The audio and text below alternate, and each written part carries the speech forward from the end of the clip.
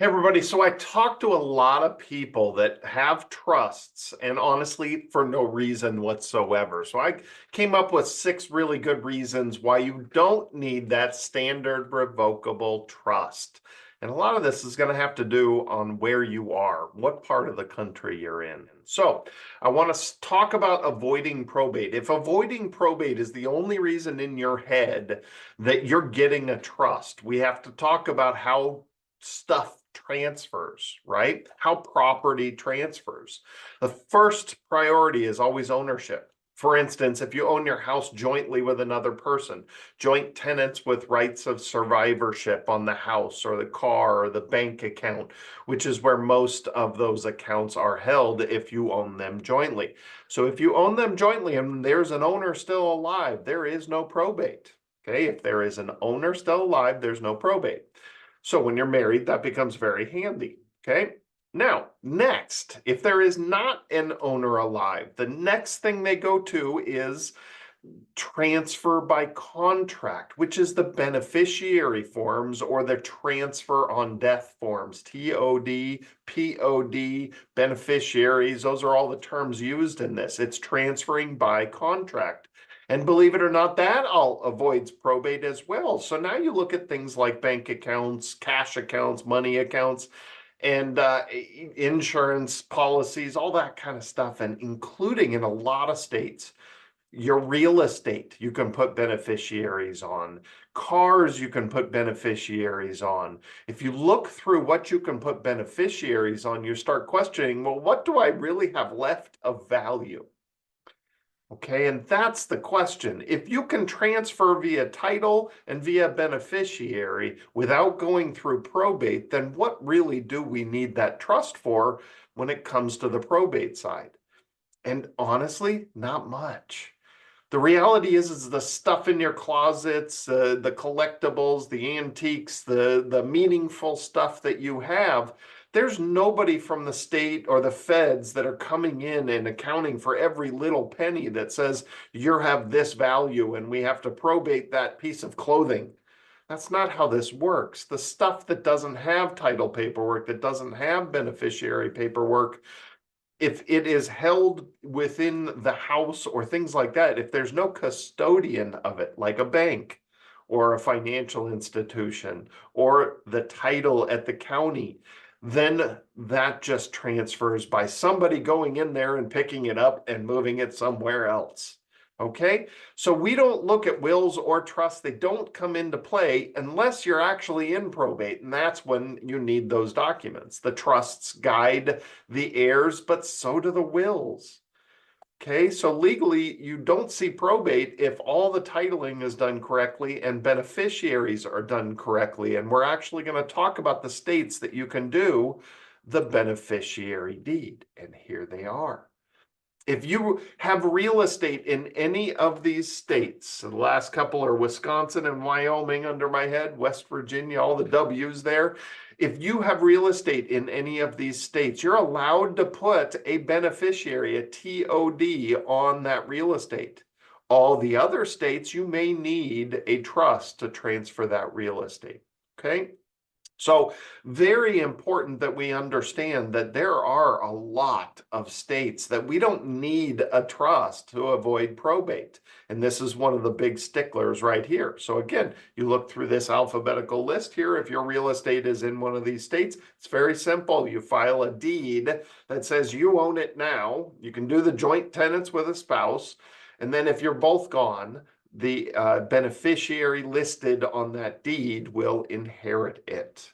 That makes this all so much easier. A will-based plan is way easier than a trust-based plan. Your heirs do not want to get a big old binder that they're supposed to read through to try to figure out what they're supposed to do. It does not work that way. It's not easy. Unless your heir is an attorney, which even attorneys will say, unless they're an estate attorney specifically, they don't like this stuff either.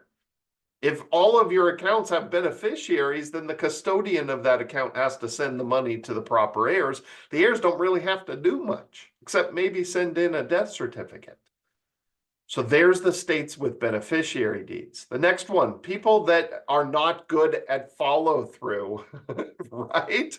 Okay, I gotta say this because I run into a lot of people that have these trusts, but inevitably they're going to end up in probate because they don't understand what funding the trust actually means.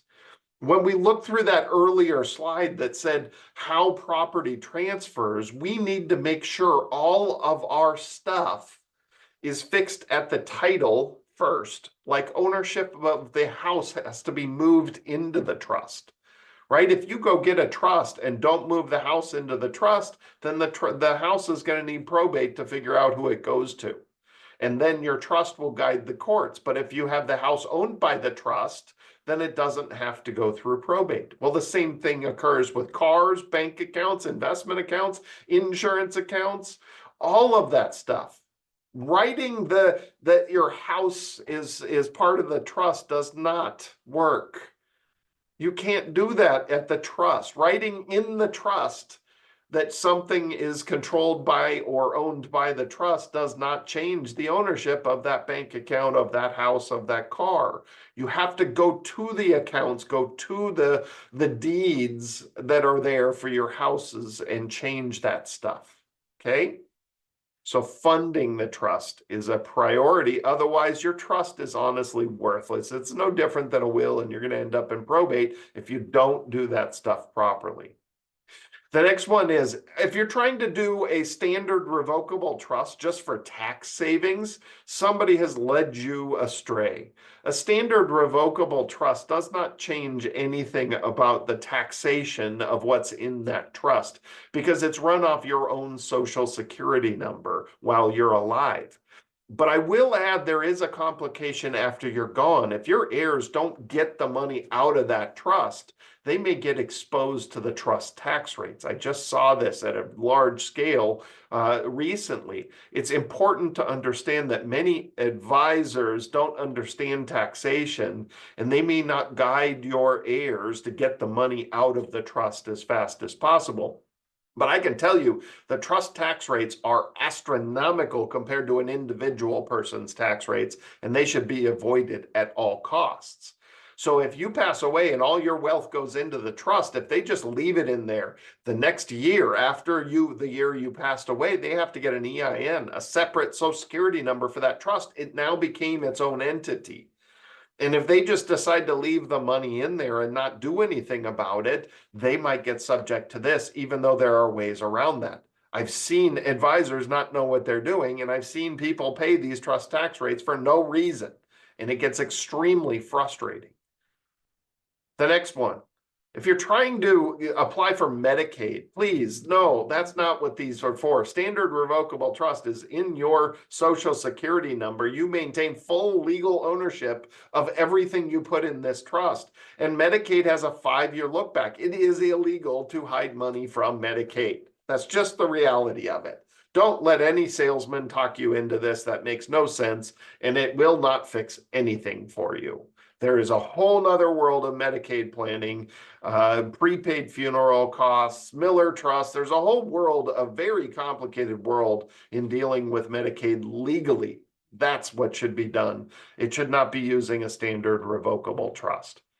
And then the last one I want to talk about is you have simple wishes, meaning 2 kids, 50-50, right? Real estate in states that have beneficiary deeds, or no real estate at all. Simple, equitable beneficiaries. You don't have 3 kids you're disowning, 4 kids from this marriage, 12 kids from that marriage, and this and that and this and that, and unequal shares and special needs children. No, just nice and simple. Whether it's kids or grandkids or just all going to charities or whatever, as long as it's simple and equitable and doesn't, is not going to end up in lawsuits, people arguing, then a will-based plan is perfectly fine for that type of stuff. No business ownership. Those people that own big farms and all that kind of stuff and businesses that'll live on after them, no, that you got to have a trust for that stuff. And I'm going to make sure this is screaming very loud, less than a $6.8 million net worth each. So if you're married, that's 13 something million.